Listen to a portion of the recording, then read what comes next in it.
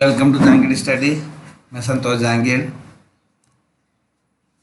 आज हम जैसे कल हमने बताया था आपको भारतीय इतिहास का जो वर्गीकरण है वो समझाया था हमने। और जैसे प्राचीन काल के बारे में बताया था, मध्यकाल ये बताया था। इसके बाद में हम आज शुरुआत करेंगे प्राचीन काल के बारे में। हम शुरुआत करेंगे आज टॉपिक। तो प्राचीन काल के अंदर जो समय है वो 2,40,000 ईसा पूर्व से लेके टोटल प्राचीन काल 712 ईस्वी तक आएगा। तो इसमें हम शुरू करेंगे आज प्राक इतिहास काल और सिंधु घाटी सभ्यता का टॉपिक आज हम शुरू करेंगे।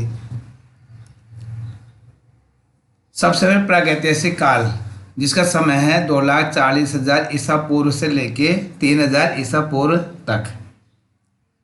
प्रागैतिहासिक काल क्यों कहा जाता है इसको? इसका कारण है लेखन कला। उस समय कोई लिखित लेखन कला का विकास नहीं हुआ था और कोई लिखित सामग्री उपलब्ध नहीं थी। उस समय जो प्रागैतिहासिक काल था कोई लिखित सामग्री उपलब्ध नहीं थी। जैसे क्रॉस, तो जैसे इसमें क्या था, ये जो मानव सभ्यता का पाषाण युग था, ये समय था पाषाण युग था, पत्थर का युग था। इस युग में मानव का मूल आधार पत्थर के उपकरण हथियार ही थे। कोई पत्थर के अलावा कुछ भी ज़्यादा नहीं जानता था। प्रागैतिहासिक काल में इसको 3 भागों में बांटा गया है। प्रागैतिहासिक काल को 3 भागों में बांटते हैं। तो इसमें सबसे पहले आएगा आपका पूरा पाषाण काल। पूरा पाषाण काल जो समय उसका है 2,40,000 ईसा पूर्व से लेके 10,000 ईसा पूर्व तक का समय है, वो पूरा पाषाण काल कहलाता है।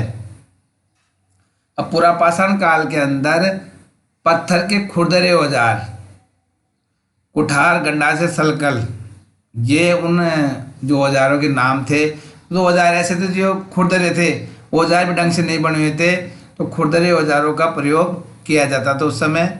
और जो गुफाओं के अंदर मनुष्य रहते थे और गुफाओं में जो चित्र बनाते थे वो ज़्यादातर चित्र किसके संबंधित थे? शिकार के दृश्य ऐसे उत्कीर्ण करते थे वो। उस समय जो मानव था पूरा पाषाण काल में, उस मानव को क्रो-मैग्नम मानव के नाम से जाना जाता था। क्रो-मैग्नम मानव के नाम से वो जाना जाता उस समय के मनुष्य को। अब इसके जो अवशेष जो स्थान है, तो इसका सर्वश्रेष्ठ उदाहरण हम खुदाई मालूम पड़ा भीमबेटका की गुफाएं, मध्य प्रदेश। जो पूरा पाषाण का जो हमें अवशेष मिला खुदाई में उत्खनन से, वो मिला भीमबेटका गुफाएं, मध्य प्रदेश। और एक है सोहन नदी घाटी, पंजाब, पाकिस्तान। वहाँ पे ये क्षेत्र पूरा पाषाण काल का हमें मिला है। ठीक है। अब इसके अंदर मैंने आपको बताया कि जो पत्थरों के जो औजार जो बनाते खुरदरे होते थे, मनुष्य का जो वो था एक तरीके से शिकारी, मतलब उस समय ज़्यादातर शिकार के द्वारा ही अपना जीवन यापन, शिकार करना यही था उसका काम, और वो ज़्यादा कुछ भी नहीं समझता था। उसके बाद में जो दूसरा समय आता है, इसके बाद पूरा पाषाण काल के बाद में वो था मध्य पाषाण काल, जो नवपाषाण काल और पूरा पाषाण काल के बीच का समय कहलाता है। ये जो समय था उस समय वो था 10,000 ईसा पूर्व से लेके 9,000 ईसा पूर्व तक का समय, यानी 1,000 समय तक ये रहा। इस समय जो औजार थे पत्थर के औजार थे, मगर उन औजारों को, पत्थर के औजार को सूक्ष्म किया गया, छोटा किया गया, छोटे औजार बनाने शुरू कर दिया बनाना उन्होंने। तो इसे माइक्रोलिथिस, छोटे औजार माइक्रोलिथिस, सूक्ष्म पाषाण युग या माइक्रोलिथिक एज भी कहते हैं। जो पत्थर के जो औजार थे वो बिल्कुल ही छोटे औजार थे। छोटे छोटे औजारों का प्रयोग करना शुरू कर दिया मनुष्य ने। उसके बुद्धि का थोड़ा विकास हुआ तो उसने ऐसे किया। और पशुपालन, यानी मनुष्य ने पशुओं को पालना शुरू कर दिया लगभग थोड़ा। और जलवायु परिवर्तन की बात अब करते हैं। तो क्या थी जलवायु परिवर्तन? उस समय हमारे वातावरण में जो हिमयुग था उससे जलवायु परिवर्तन से, हिमयुग से थोड़ा वातावरण परिवर्तन हुआ। तो जलवायु परिवर्तन की शुरुआत भी उससे मध्य पाषाण काल से हम मानते हैं। जलवायु परिवर्तन की शुरुआत हम किससे मानेंगे?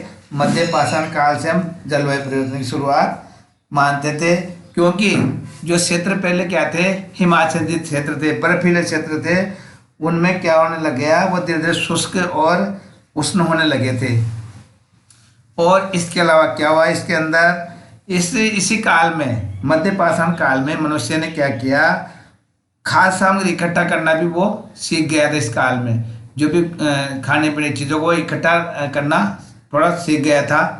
और इसके जो बारे में जो क्षेत्र था, जो मध्य पाषाण काल का क्षेत्र जो उत्खनन से जगह है वो हमारे राजस्थान के अंदर बागोर, राजस्थान के अंदर भी इसके अवशेष प्राप्त हुए, जो उत्खनन किया उसके द्वारा ये वहाँ पे मिले हैं। और मध्य प्रदेश के अंदर आदमगढ़ क्षेत्र है, वहाँ भी मध्य पाषाण कालीन अवशेष प्राप्त हुए हैं।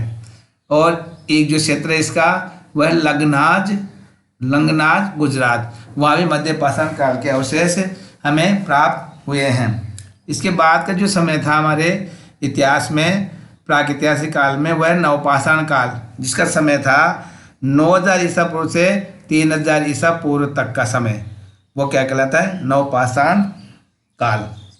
नवपाषाण काल का क्या था, इसके अंदर मिट्टी के बर्तनों का आविष्कार, यानी मिट्टी के जो बर्तनों का बनाना लोगों ने शुरू कर दिया, मिट्टी के बर्तन बनाना शुरू कर दिया। और कृषि की शुरुआत, फसल उगाना शुरू किया। तो सबसे पहले कपास, जो रुई का पौधा, कपास की उन्होंने फसल उगाना शुरू किया। और जो कृषि की और फसलें उगाना उन्होंने शुरू कर दिया। और पत्थर के औजारों के अलावा उन्होंने अस्थियों के हथियार, जो जानवरों की जो हड्डियाँ थी उनको भी, उनके भी औजारों बनाने लगे, हथियार औजार बनाना शुरू कर दिया लोगों ने। और इसी काल के अंदर मनुष्य ने क्या किया, पशुपालन में तो और ज़्यादा बढ़ गया। इसके अलावा इसके अंदर जो मानव का जो रूप माना जाता है वो ज्ञानी मानव या होमो सेपियस नाम से जाना जाता है, क्योंकि उसने इतनी चीज़ों की आविष्कार, मतलब उस मनुष्य में आविष्कार की भावना का विकास होने लग गया। मिट्टी के बर्तन बनाने ये एक आविष्कार, कृषि की शुरुआत एक आविष्कार। तो इस समय के मानव को क्या कहा गया, होमो सेपियस मानव। अब जो नवपाषाण कालीन जो क्षेत्र है वो कहाँ पर है, वो है मेहरगढ़ पाकिस्तान में। जो उत्खनन किया तो मेहरगढ़ पाकिस्तान के अंदर नवपाषाण कालीन अवशेष प्राप्त हुए। और भारत के अंदर उतनूर आंध्र प्रदेश, और जो सबसे महत्वपूर्ण ब्रह्मगिरी कर्नाटक के अंदर भी इसके अवशेष प्राप्त हुए नवपाषाण काल के। इसके अलावा बुर्जहोम जो जम्मू कश्मीर राज्य के अंदर है से प्राप्त कब्रों में, जो कब्रें निकली खुदाई में, उसमें पालतू कुत्तों को माले के साथ दफनाया जाता था। यानी उसके अंदर ये मिला कि कब्रों में जो कुत्तों को क्यों दफनाते थे, उनका एक रीजन था कि भविष्य में भी पुनर्जन्म में विश्वास करते थे कि ये जो कुत्ता आगे में हमारे जो जन्म होगा उसमें हमारा वफादार बन के आएगा। तो इस तरह हम ये तीनों काल जो पढ़ते हैं ये प्रागैतिहासिक काल के हैं। इसके बाद हम देखेंगे धातु युग। अब पाषाण काल के बाद में लोगों ने जब उस समय क्या हुआ, नवपाषाण के अंतिम चरण में धातु की खोज शुरू हुई। तो सबसे पहले जो धातु प्राप्त हुई वो थी तांबा।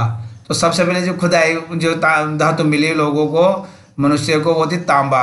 तो कालांतर में कांस्य तथा लोहे से भी लोग परिचित हो गए। सबसे पहले हुआ था तांबा बेटा, उसके बाद कांस्य और लोहे भी लोग परिचित हो गए। तो ताम्र का जो युग था वो ताम्र युग, फिर कांस्य युग, और फिर लास्ट में आता है लोह युग। जो लोह धातु की जो खोज बाद में की हुई, सबके बाद में ताम्र युग में यद्यपि तांबे के हथियार प्रयोग में लाए गए, तांबे के भी हथियार बनाने लग गए। वो कठोर था वो धातु, तो उसके भी उन्होंने हथियार बनाए। पत्थर के पुराने हथियारों का उपयोग भी होता रहा, इसलिए ताम्र युग को ताम्र पाषाण काल भी कहा जाता है।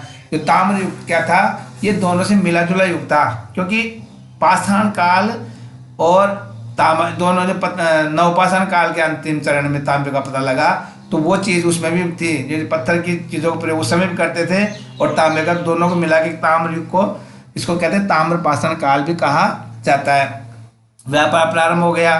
इसके बाद में प्रारंभिक जो जीवन था, व्यापार प्रारंभ हुआ, यानी व्यापार करने लगे लोग, एक दूसरे से एक जगह एक चीज़ को दूसरी जगह ले जगह देने लगे, वहाँ की चीज़ यहाँ लाने लग गए, इस तरह। और धातु युग के जो समय में ही क्या पहिए का आविष्कार हो गया। जैसे कोई वस्तु ले जाने में दिक्कत आती तो पहिए का आविष्कार हुआ। किलाक्षर लिपि, किलाक्षर लिपि क्या होती है कि लिखने की खुदाई करके लिखा जाता था दीवारों पे या शिलाओं पे। तो कांसा नाम की जो धातु थी उसकी नुकीली कलम, नुकीली कलम बना के उसको खुदाई करके लिखी जाती, इस नाम था किलाक्षर, कील से लिखना। तो किलाक्षर लिपि का शुरुआत धातु युग में हुई। कांस्य युगीन सभ्यताएं, उस समय जो कांस्य युगीन सभ्यताएं थे, टिग्रस, दजला, यूफ्रेटस, फरहात नदियों घाटियों में और मेसोपोटामिया में इन सभ्यताओं का विकास होने लग गया। अब आता है आपके सबसे जो महत्वपूर्ण, इसी बाद में आएगा आपके सिंधु घाटी सभ्यता, जिसका जो समय था 2350 ईसा पूर्व से 1750 ईसा पूर्व। ये जो वास्तविक समय है, ये इसको वास्तविक समय माना गया है। कार्बन डेटिंग विधि के द्वारा, C14 के द्वारा निकाल के अवशेषों से ये पता लगाया। तो इसका जो वास्तविक समय आता है वैज्ञानिक, वह है 2350 ईसा पूर्व। अब ऐसे इसके कई समय दे रखे हैं, मगर जो वास्तविक हम मानेंगे ना, वो 2350 से 1750 जो वैज्ञानिक प्रमाण के द्वारा ये समय से निर्धारित किया गया है। तो इसका जो समय था 2350 ईसा पूर्व से लेके 1750 ईसा पूर्व तक ही माना जाता है। अब ये सिंधु घाटी सभ्यता कैसी थी? ये कांस्य युगीन सभ्यता थी। अब एक चीज आपको बताना चाहूंगा, कांस्य धातु जो तांबे के बाद में जो नई धातु प्राप्त, कांसा एक मिक्स धातु होती है, तांबे को टिन को मिला के कांसा। तो कांस्य युगीन सभ्यता ताम्र युग के बाद की सभ्यता है। तो सिंधु घाटी सभ्यता एक कांस्य युगीन सभ्यता थी। उस समय कांस्य जो धातु उसके ज्यादा उपयोग किया जाता था। अब जो सिंधु घाटी सभ्यता के बारे में सबसे पहले एक अंग्रेज अधिकारी चार्ल्स मेसन ने 1826 में टीले को खोजा। तब उसको मालूम पड़ा कि यहाँ भी कोई सभ्यता थी, यहाँ भी कोई अवशेष मिले, तो उसको मालूम पड़ा ये सभ्यता है। तो इसी प्रकार आगे हम देखेंगे सर्वप्रथम उत्खनन कब किया गया था सिंधु घाटी सभ्यता का, खुदाई कब की गई? 1921 में भारतीय पुरातत्व सर्वेक्षण विभाग के महानिदेशक सर जॉन मार्शल के निर्देशन में। हमारे जो भारतीय पुरातत्व सर्वेक्षण के जो महानिदेशक जॉन मार्शल थे, उनके डायरेक्शन में राय बहादुर दयाराम साहनी नामक व्यक्ति ने, पुरातत्व सर्वेक्षण के अधिकारी ने आधुनिक पाकिस्तान के पंजाब प्रांत में, जो आज आधुनिक पाकिस्तान है, जो पंजाब प्रांत है, उसमें हड़प्पा नामक स्थल का नाम किया। हड़प्पा की खुदाई सबसे पहले की जो पंजाब के मातमुगरी जिले में रावी नदी की बाएं तट पर स्थित है, इसलिए मार्शल ने हड़प्पा नाम दिया। सबसे पहले खुदाई हुई थी उस क्षेत्र को, तो सबसे पहले जो उस क्षेत्र का नाम क्या हुआ? हड़प्पा। और हड़प्पा नाम किसने दिया था, ये भी ध्यान रखने की बात है। हड़प्पा नाम जॉन मार्शल ने दिया था, जो भारतीय पुरातत्व सर्वेक्षण विभाग के महानिदेशक थे भारत के।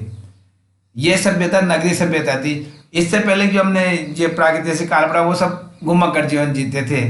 वो एक नगरीय सभ्यता नहीं, ग्रामीण सभ्यता में नहीं कह सकते, घुमक्कड़ जीवन जीते थे। उस समय जो इससे पहले जो समय था, कुछ लोगों ने, जैसे कुछ व्यक्तियों ने एक ग्रामों की तरह झुंडों में रहना शुरू कर दिया, तो उससे नगरीय सभ्यता, वो एक नगरीय सभ्यता नहीं थी। अब ये जो सिंधु घाटी सभ्यता प्रथम नगरीय सभ्यता मानी जाती है। अब ये चारों दिशाओं में कहाँ कहाँ तक इसके जो फैली हुई थी सिंधु सभ्यता, उसको हम देखते हैं। तो सबसे पहले हम देखेंगे जो इसका क्षेत्र था, आप देखेंगे उत्तर के अंदर, उत्तर दिशा में ये कहाँ तक फैली हुई थी? उत्तर में ये जम्मू कश्मीर, उत्तर के अंदर ये जम्मू कश्मीर में मांदा नामक स्थान तक फैली हुई थी। जम्मू कश्मीर में मांदा नामक स्थान तक ये सभ्यता, मांदा या मांडा नामक स्थान तक फैली हुई थी। और अब पश्चिम की बात करते हैं, तो पश्चिम ये सूत कागेड़ और पाकिस्तान तक इसका ये सभ्यता का विकास था।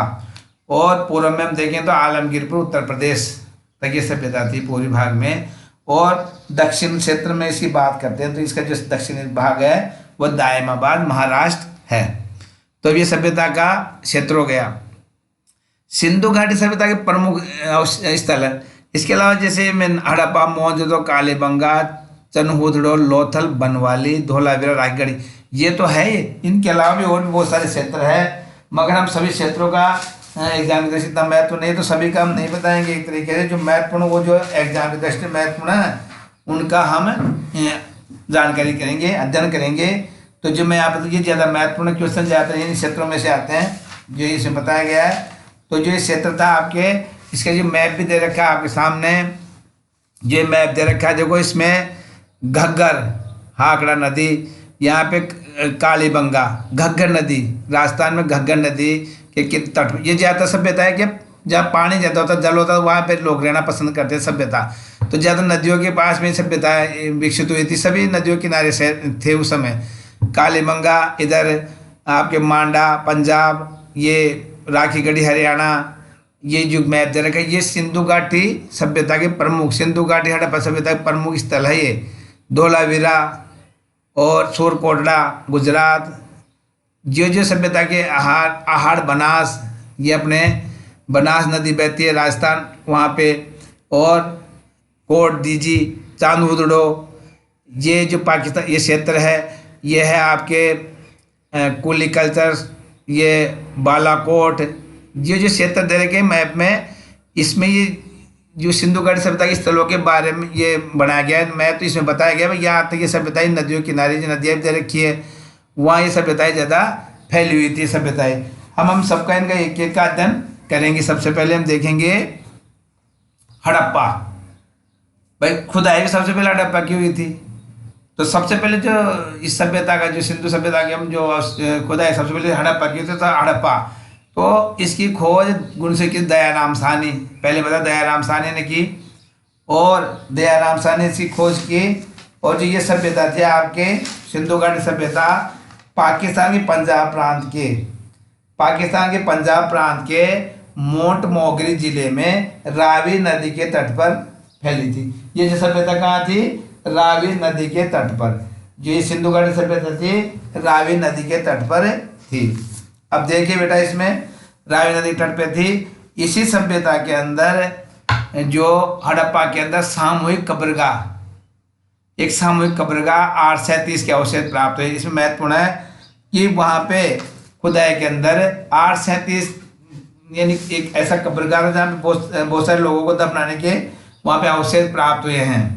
सिंधु हड़प्पा के अंदर बहुत सारे वहाँ पे क्या था कि वहाँ पे बहुत सारे लोगों के साथ दफनाया जाता था। मृतकों का अंतिम संस्कार दक्षिणी भाग में किया जाता था। जो ये मिला नगर के दक्षिणी भाग में सामूहिक कब्रगाह, जिसका नाम रखा गया 837 के अवशेष प्राप्त हुए। इसी के अंदर हड़प्पा के अंदर ही कांसा गलाने का पात्र, कांसा जो धातु को गलाने के उससे कुछ खिलौने या उससे हथियार जो भी चीज़ें बनाई जाती कांसे की जो बनाते उनको बनाने का एक पात्र मिला, कैसे गलाया जाता था वो प्राप्त हुआ वहाँ से। और सिंधु घाटी सभ्यता की जो मोहरे प्राप्त हुई, ये हड़प्पा की जो मोहरे प्राप्त हुई हड़प्पा में, वो थी मोहरों पर एक सींग वाले बिना कुबड़ वाले पशु का अंकन, जो मैं आपको इसमें चित्र में बता रखा है। ये जो ये दे रखा है ये बिना कुबड़ वाले पशु का अंकन है। ये मोहर है, ये जो मोहर का चित्र है सामने बेटा दिख रहा है, ये मोहर है। यानी ये जो मोहर किससे बनी थी? सेलखड़ी पत्थर। याद रखना, सिंधु घाटी सभ्यता में जो मोहरें बनाई जाती थी किससे बनाई जाती थी? सेलखड़ी नामक पत्थर से बनाई जाती थी। ये सफ़ेद कलर का एक पत्थर सा होता था, सेलखड़ी नामक मिट्टी होती थी, उस पत्थर से ये बनाया जाता था। तो इस तरह का ये चित्र मोहर पे अंकित था। ये पहचान मोहरों की। अरे अवश्य तुम कई जगह खुदाई मोहरे मिली, तो ये जो मोहर थी ये मतलब यहाँ हड़प्पा के अंदर ये मोहरे चलती थी। एक स्वास्थ्य चिन्ह प्राप्त हुआ। स्वास्थ्य चिन्ह आप सभी जानते हो, जो पूजा के अंदर होता है, स्वास्थ्य बनाते हैं, वो चिन्ह प्राप्त हुआ। और इसके अंदर नगर, खंडों नगर, दुर्ग, शासक, उत्तराधिकार, निचले शहर, आम लोग, यानी इसमें जो नगर प्राप्त हो, दो भाग थे नगरों के। एक तो उच्च भाग होता था नगरों का। उच्च भाग क्या होता था पता है कि उसके अंदर दुर्ग बना होता था, सामने दे रखा है। और निचला शहर होता था आम लोगों का निवास स्थान, जहाँ पे आम लोग रहते थे। जो दुर्ग होता था ऊंचाई पे, वहाँ पे जो शासक वर्ग या अमीर लोग वहाँ पे निवास करते थे। जो ये चित्र दे रखा है उस समय हड़प्पा का ये इस तरह का बना हुआ था। ये जो सामने दे रखा है इस तरह का ये शहर होता था। ये चित्र मैंने इसलिए डाला है कि आपको इनको देखने से भी कुछ चीज़ें आपको दिमाग में रहे। अब आपको क्वेश्चन आ जाए मोहरे किससे बनी? सेलखड़ी पत्थर क्या अंकित होता था? तो ये कुबड़वा से।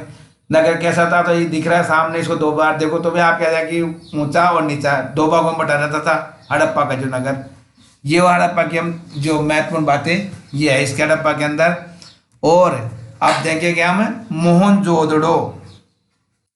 मोहनजोदड़ो इसका मतलब क्या है? इसका मतलब मृतकों का टीला या नकलिस्तान। अभी कैसे खुदाई करी ना, तो यहाँ पे बहुत सारे उसको जब खुदाई की गई उस टीले की उसकी जगह की, तो वहाँ बहुत सारे अवशेष निकले, मनुष्य की हड्डियाँ निकली बहुत सारी उस खुदाई में। शुरुआत में खुदाई में तो वहाँ पे जो टीले खुदाई की तो वहाँ बहुत सारी हड्डियाँ निकली, तो इसका नाम क्या दिया गया?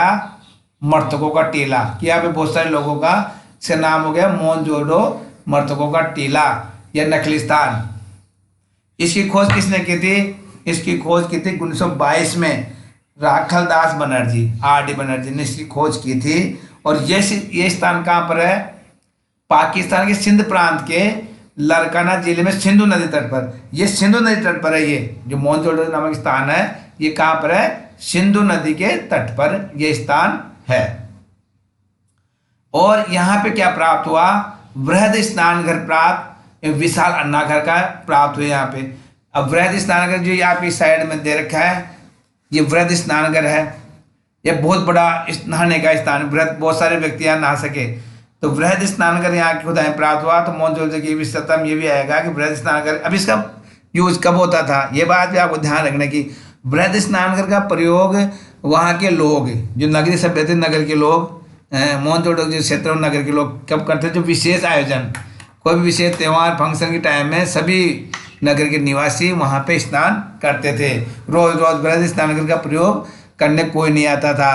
तो ये देखो इस तरह वृहद स्नानघर बना हुआ है जिसमें बैठने के लिए अलग अलग जगह दे रखी है। बहुत सारे व्यक्ति एक जगह यहाँ पे सब नहा सकते थे, स्नान कर सकते थे।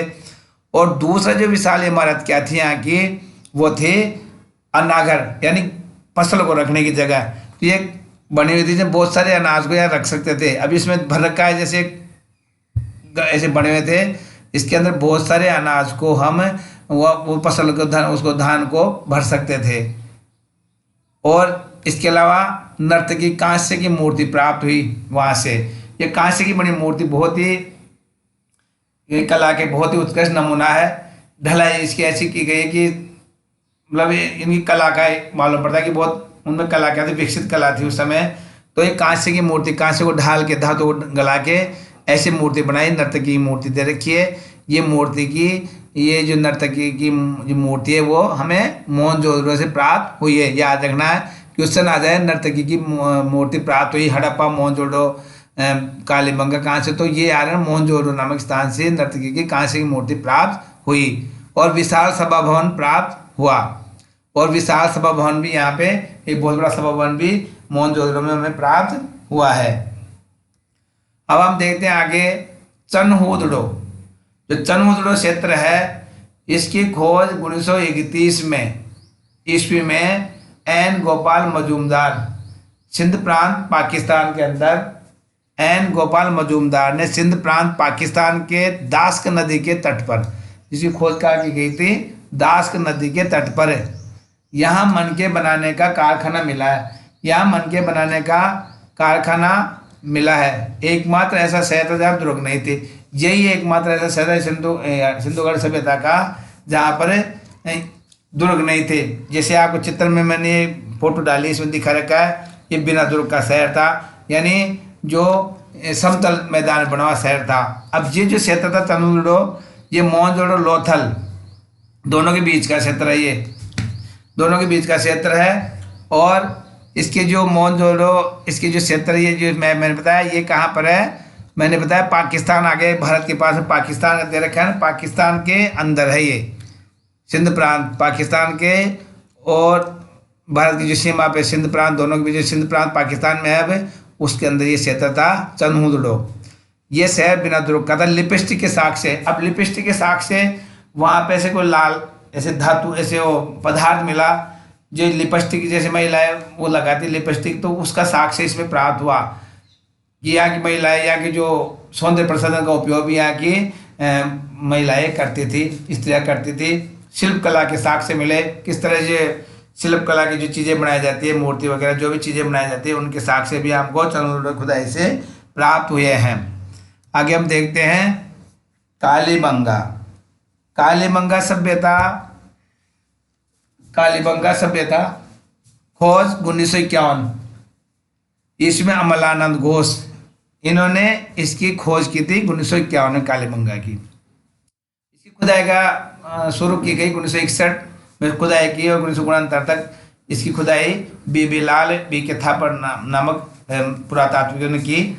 जो कालीबंगा है ये राजस्थान के हनुमानगढ़ जिले में, ये राजस्थान के हनुमानगढ़ जिले में घग्गर नदी के तट पर, जो घग्गर नदी बहती है, जो मैंने अभी आपको पहले बताया कि जितनी भी सभ्यताएं वो सब नदियों किनारे, जब पानी होता है वहीं लोग रहते हैं, वहीं बसते हैं, तो ये सभ्यताएं सब नदियों किनारे थी। तो घग्गर नदी के तट पर ये सभ्यता बसी हुई थी, राजस्थान के अंदर थी कालीबंगा। तो ये मोहनजोदड़ो संबंधित सभी सभ्यताएं हैं।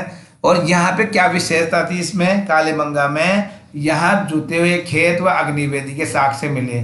अब देखिए जुते हुए खेत का ये चित्र इधर दे रखा है, तो ये खेत का जी खुदाई में इस तरह खेत मिला, जुता हुआ जो हल से खेती की जाती है तो जुता हुआ खेत मिला।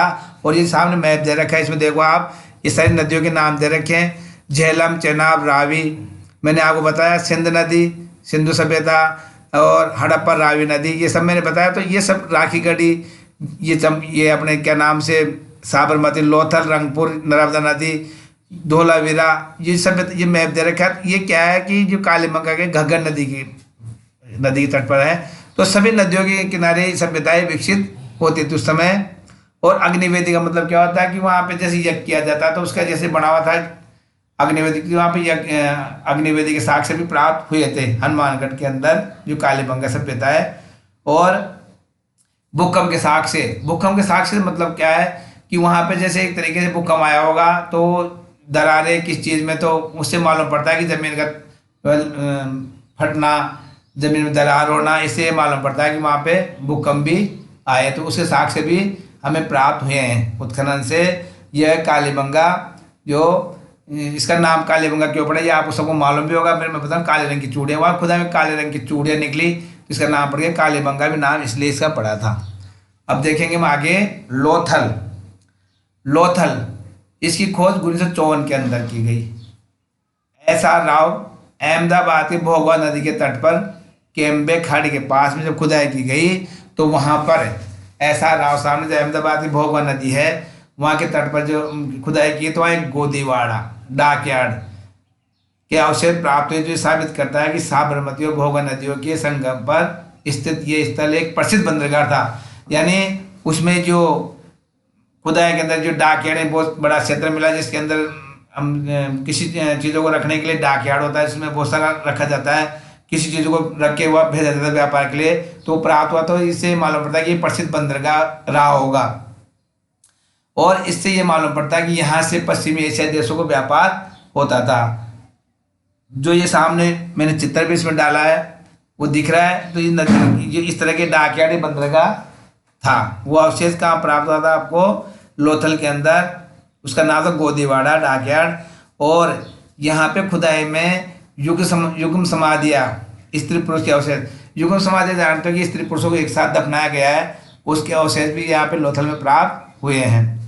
तो ये विशेषता लोथल की। और इसमें देखो हाथी दांत के अवशेष, यहाँ के लोग हाथी दांत का भी प्रयोग करते थे, तो हाथी दांत के आभूषण बनाने का काम भी किया जाता था, तो उसके अवशेष मिले, तो ये होता है कि हाथी दांत का भी ये प्रयोग लोथल के निवासी करते होंगे।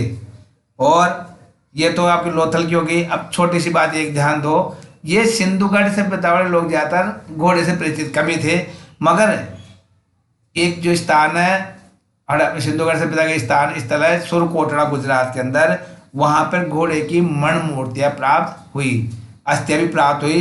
तो कुछ इसके बारे में यहाँ के लोग घोड़े से थोड़ा परिचित थे। और चावल के अवशेष भी प्राप्त हुए वहाँ पे, ये सामने दे रखा है। अब देखते हैं आगे बनवाली, लास्ट में हम देखेंगे जो लास्ट के बनवाली देखते हैं। बनवाली सभ्यता कहाँ पर है, ये बनवाली सभ्यता, इसकी खोज 1974 में 74 में रविंद्र सिंह बिष्ट ने की थी, हिसार हरियाणा के अंदर।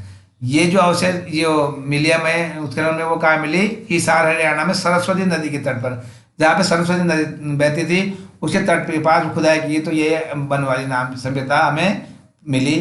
पूर्व सिंधु सभ्यता और सिंधु सभ्यता दोनों के अवशेष प्राप्त हुए, यानी सिंधु सभ्यता के पहले की चीज़ें भी इसमें प्राप्त हुई और सिंधु सभ्यता दोनों के अवशेष भी इस जगह पर प्राप्त हुए थे। उत्खनन से यहाँ हल क्या करते, खिलौने प्राप्त हुए और जो मिट्टी के बने हुए थे।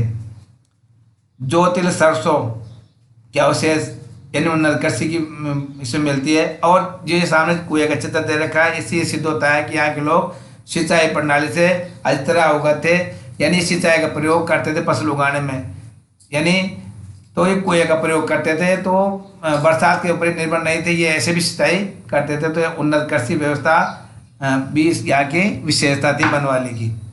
अब देखते हैं हम आगे धोलावीरा जो सिंधु घाटी स्थल है, सब वो है क्षेत्र है, वो उसकी खोज 1967 में 67 में जगपति जोशी JP जोशी ने की। और उत्खनन का कार्य किया था 1990 में। इसका मालूम तो 67 में मालूम हो गया था, मगर इसका जो खुदाई की गई 1990 में की गई डॉक्टर RS बिष्ट के द्वारा। ये हमारे गुजरात के कच्छ जिले के अंदर है। धोलावीरा कहाँ है? गुजरात के कच्छ जिले में। ये हड़प्पा सभ्यता का भारत का में दूसरा सबसे बड़ा नगर है। ये धोलावीरा दूसरे नंबर का सबसे बड़ा नगर है। अब इसकी एक विशेष बात है इसमें, जो धोलावीरा जो है ना नगर है, वो क्या था? 3 खंडों में विभाजित था। और बाकी के जो भी सिंधु घाटी जो नगर थे वो क्या थे? 2 भाग थे, ऊपरी भाग और निचला भाग। मगर ये 3 भागों में विभाजित शहर एक ही जगह मिला है, वह है धोलावीरा। इस कैसे था? एक तो दुर्ग भाग होता था, बीच में मध्यम नगर और निचला भाग। तो मध्यम नगर इसके अंदर था। तो इस तरह ये 3 भागों में विभाजित था ये नगर धोलावीरा का। अब इसमें देखो क्या था, इसमें जिनमें 2 तो मजबूत आयताकार किले के अंदर है, 2 भाग तो क्या थे? मजबूत आयताकार किले के अंदर, जबकि तीसरा भाग किले के बाहर था। जो मध्यम है और दुर्ग वाला भाग तो क्या था? किले के अंदर। मजबूत आयताकार किले, जो आयताकार किला बना था उसके अंदर था वो। और जो तीसरा भाग था जो वो था निचला भाग, क्या था? किले के बाहर, वो किले से आवरण, किले से बाहर था वो।